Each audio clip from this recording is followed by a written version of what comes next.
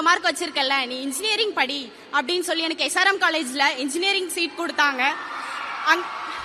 அங்க நான் படிச்சுட்டு அகரம்ல, அதாவது கவர்மெண்ட் ஸ்கூல்ல இருந்து படிச்சுட்டு வந்த தமிழ் மீடியம்ல படிச்ச ஸ்டூடெண்ட்ஸ்க்கு என்ன தேவைப்படுது இதுக்கப்புறமும் அப்படின்றத புரிஞ்சுக்கிட்டு கத்துக்கிட்ட பிறகு எனக்கு ஒரு ஆட்டோமொபைல் இண்டஸ்ட்ரியில நான் செலக்ட் ஆனேன். குஜராத் போகும்போது அதுதான் என்னுடைய முதல் விமான பயணம் கூட.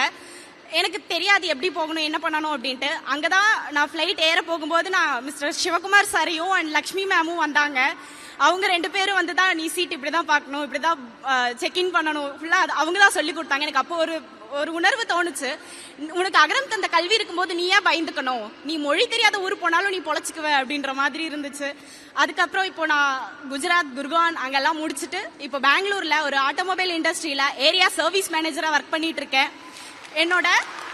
என்னுடைய 1 வருட குடும்ப வருமானம் இப்ப என்னோட 1 மாத சம்பளம்.